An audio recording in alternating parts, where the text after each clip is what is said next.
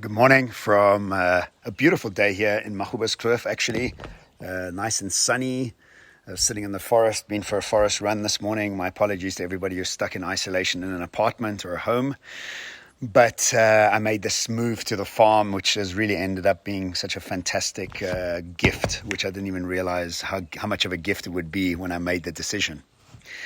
I'm deep in writing my two new books, Future How, which we're going to be releasing end of this week or beginning of next week, which I'm co-authoring with a gentleman called Iraj Abedian, who's a well-known, highly respected economist. And I'm so excited to be writing the book with him. He's been an idol of mine or a hero of mine for many, many years. To be writing a book with him is just such a dream come true for me. And then the next book called Future Next, which is really about the understanding of what's next post-COVID-19. But I keep coming back to this concept of drama or creator. And it's become such an aha moment for me that I feel compelled to share about it, because I think many of us are stuck in drama triangles in different aspects of our lives secretly. And I'm going to be really frank, because the aha moments I've had are very private things. And the truth is my first book was about my deep private bankruptcy. And people loved reading it. And so many messages I got back from that book was, I can't believe you're telling my story. And I'm like, yeah, I think we've all got the story.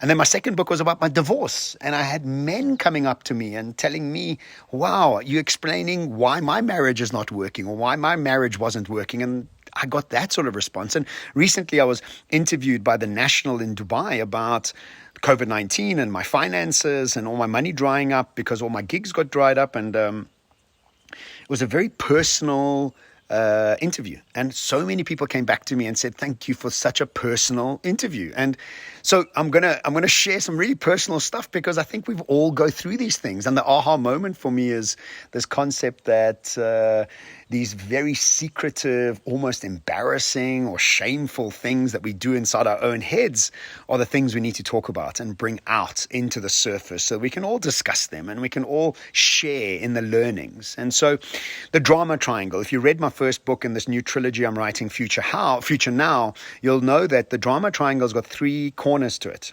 You're either feeling sorry for yourself, or you're feeling like you need to save somebody who needs saving, or you're angry with somebody. And so before I tell you about my stories, what I find out there is guys that want me to save them. And they don't even realize they're doing it, but they kind of put me on a pedestal. And they come to me and they thank me for everything. And they thank you for being my role model and this and that and this and that. And then the next thing I turn around, they hate me. And I've done absolutely nothing. And it's almost as if they are playing out their own drama triangle of putting me on a pedestal. And then if I don't react in a certain way, or if I don't respond in a certain way, or if I show an imperfection that I have in my personality, they hit me straight off their pedestal and then they dislike me. And it's like such a weird concept to have that happen to me. So that's the first thing. And I'm seeing that with a couple guys around me that have just started acting so weird, and I've done nothing different. But that's fine. What I've realized is that they're in the drama triangle. And then what's best is how I'm in a drama triangle in so many aspects of my life. So the first one is social capital. And I think what we used to have as social capital was the car you drove, or the watch you had, or the handbag you wore as a woman, or the hair that you had, the extension. Like, those are the social capital that you build for yourself, right? But today what's happened is social capital has become views. It's become likes. It's become followers. And our social capital's changed. And about a year ago, I was sitting with an ex-girlfriend of mine, and we were talking about somebody, and she said, without even realizing, he's only got 1,200 followers, so who cares what he thinks? And it was amazing, because that's how she perceived social capital. But I think we all perceive social capital in that sort of way. When you meet somebody and they've got 1 million followers on Instagram, you'll be like, whoa, like, who are you? And all of a sudden your perspective of them changes. And so for the longest time, I've been a victim of social capital. without even realizing it. But the emotional states that I went through was one of feeling sorry for myself when somebody had more views than me. And there are so many amazing speakers and thought leaders and sharers out there. And like a Simon Sinek will get like 60 million views or like 30 million views. And I would inside myself, I would be like, wow, but then I'd get angry. I'd be angry why he's got those and feel sorry for myself.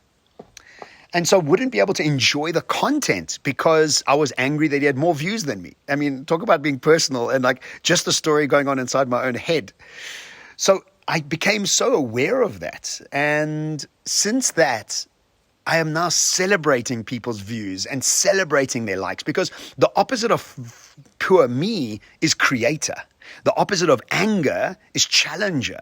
And the opposite of trying to save somebody is coaching somebody. So instead of being angry with Simon Sinek for having so many views, and I love Simon Sinek, I think he's brilliant, but instead of being angry with Simon Sinek, now I can challenge myself to become better at what I do, share more openly, be more vulnerable. And instead of feeling sorry for myself that I don't have his views, is becoming a creator, to create more, get deeper into my subject. And so totally my energy changes when I watch somebody. Rather than being angry with them, I can become inspired by them.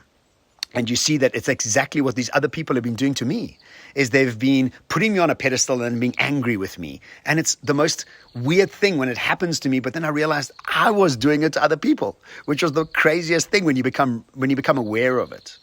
The other one is, and this has happened to me as well, is that I've had girls reach out to me and gay guys reach out to me on social media, and I haven't responded in the right way, and they immediately turn on me.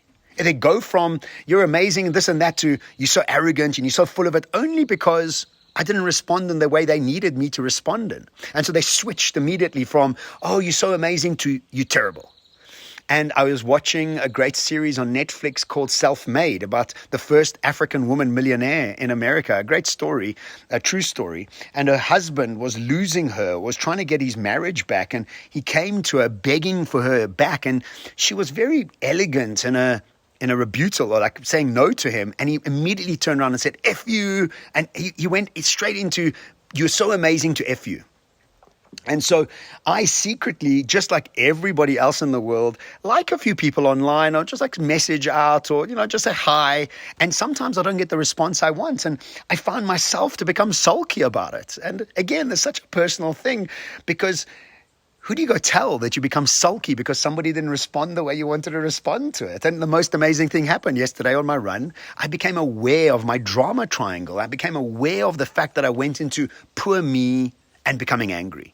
And immediately when I switched that, I had a couple messages from people that I wasn't expecting those messages from, which was the most amazing thing. So the point of the video today is this, is if you're feeling sorry for yourself, or if you're feeling angry with somebody, or if you're trying to save somebody, you're stuck in the drama triangle, and you want to switch those to, I don't feel sorry for myself, I'm a creator. I don't want to get angry with anybody. I want to challenge myself to be better, or challenge somebody else to be better. And I don't need to save anybody. I can coach them. And remember, not everybody wants to be saved, and not everybody wants to be coached, and not everybody wants to be challenged. And that's also a great understanding that maybe that friendship has run its course. And sometimes we realize that friendships that we're in were based on the drama triangle without us even realizing. And the minute we wake up from it, those friends don't want to be friends with us anymore.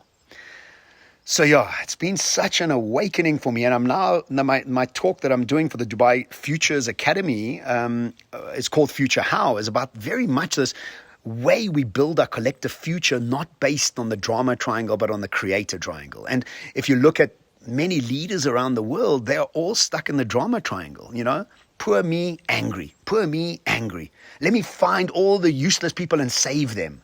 And if you look at any divisive or divisive political leader, that's all they do. They look for people to save, they save them, and then they're angry with everybody else. And they look for the poor people, they save them, and then it's a ridiculous notion. Anyway, ciao from Kloof.